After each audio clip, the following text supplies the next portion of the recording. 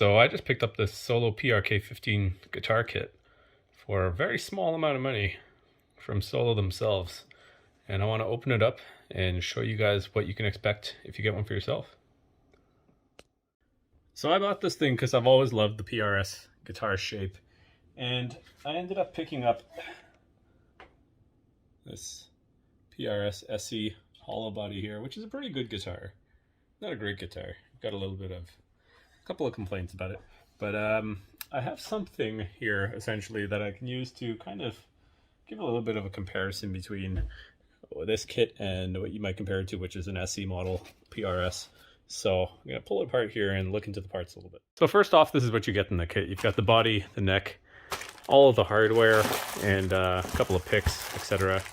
But hardware, you actually get a cable in there and some strings too. And I'm going to open this body up and take a look at that.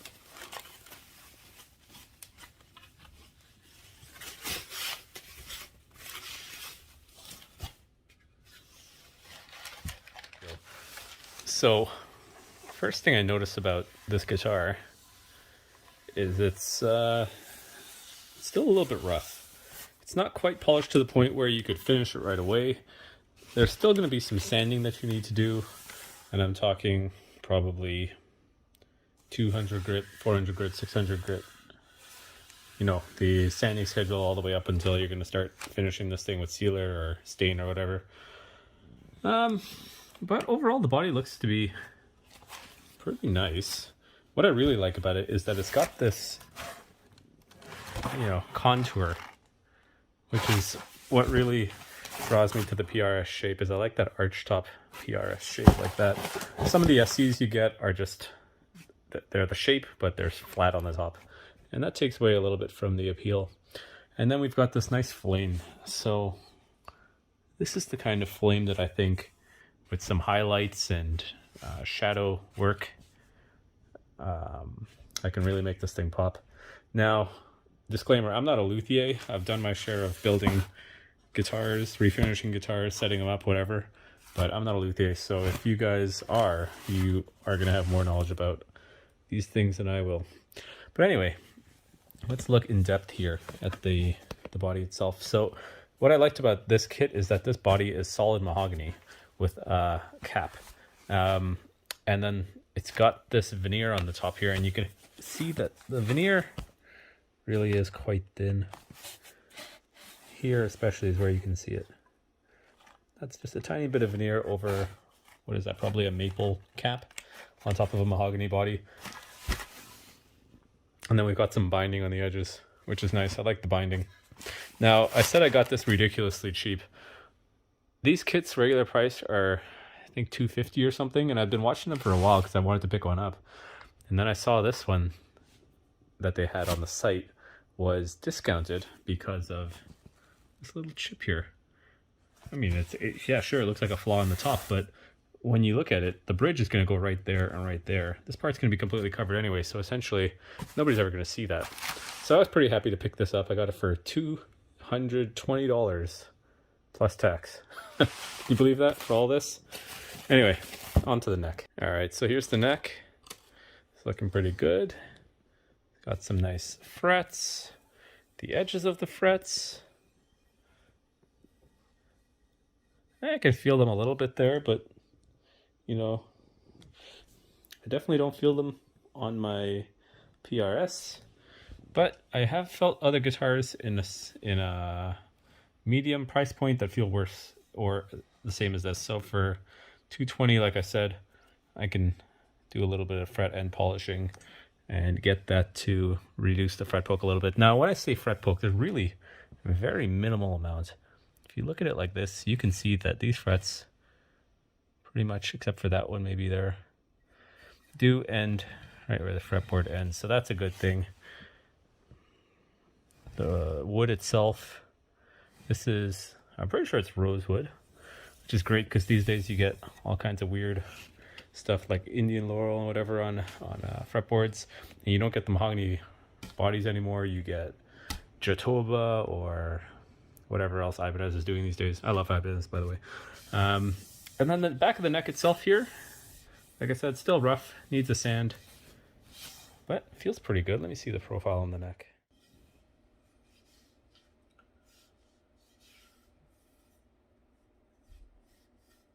So this neck is pretty small, it's pretty thin.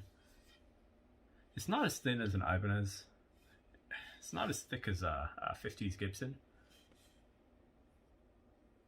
And it's a little bit thinner, I'd say, than this PRS.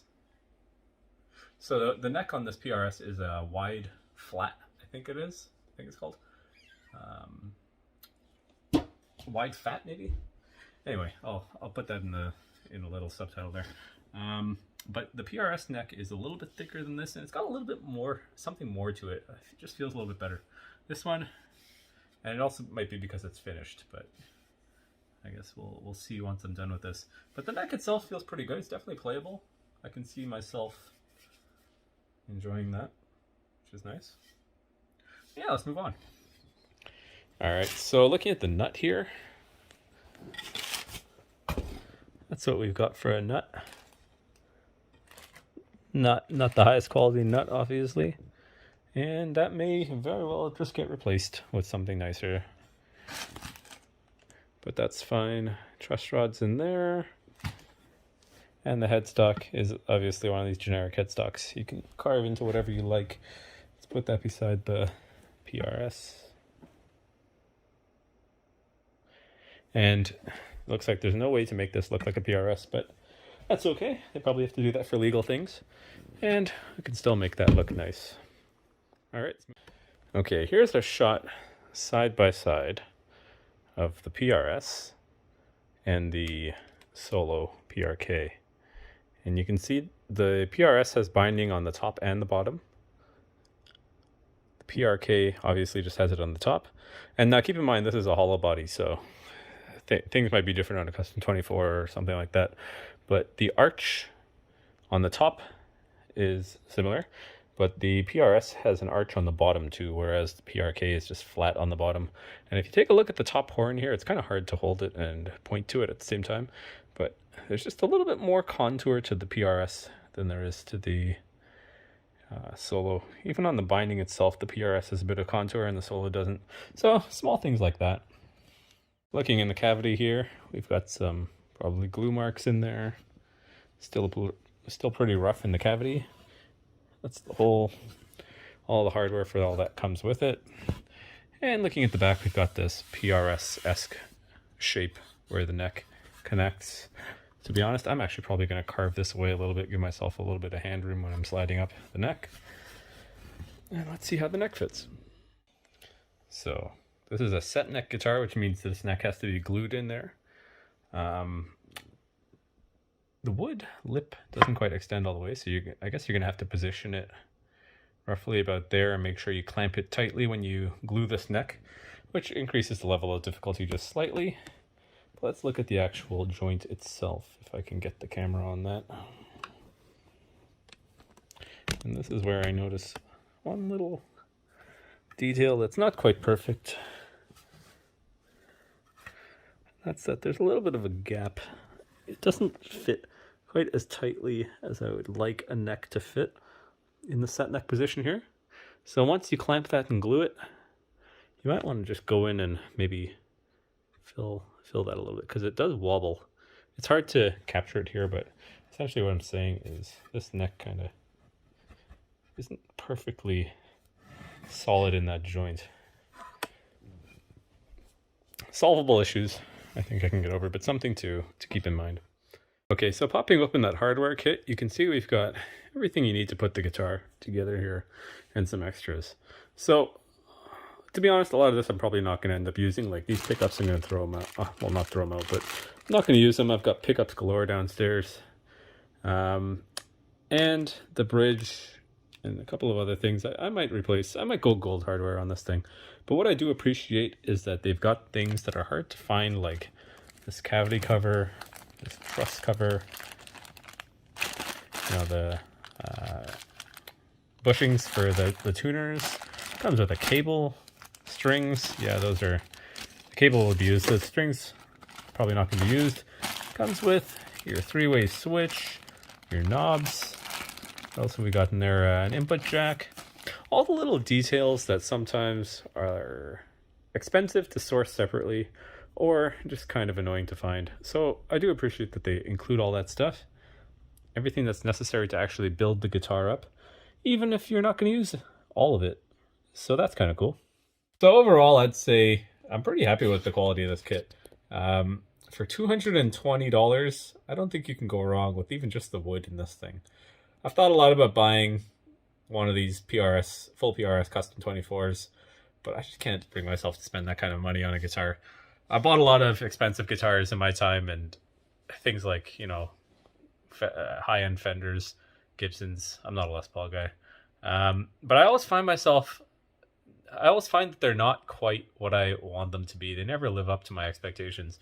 And I always end up coming back to a well set up Mexican Strat or high-end or mid to high Ibanez. I'm a big Ibanez guy.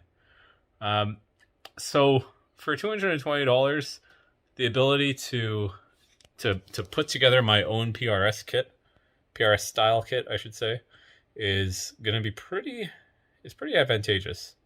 Especially one that has a nice flame top like that I can turn into something that I enjoy for such a small amount of money. At the end of the day, you've got mahogany, you've got a nice finish shaped, well done neck, and you've got your own pickups, your own hardware you can put on there. At the end of the day, I think this thing with good quality stuff on there is going to end up being well under the $600 mark, with a little bit of labor and customized to my expectations. So all in all, pretty happy with it. You guys can give me a like and a subscribe if you want to follow along with the build or anything else. I'm going to start doing some lessons and stuff soon on this channel because I want to do some of that, and I think it's something that I can help a lot of people out with. But anyway, I'll see you guys next time. Thanks a lot.